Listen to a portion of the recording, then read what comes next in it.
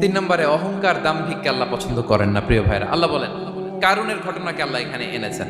আল্লাহ বলেন ইন্না কারুনা কানা মিন কওমি মূসা। কারুন ছিল মুসা আলাইহিস সালামের কওমের লোক। মুসা আলাইহিস সালামের কাজিন ছিল মূলত। কারুন নামে একজন সম্পদশালী ছিল।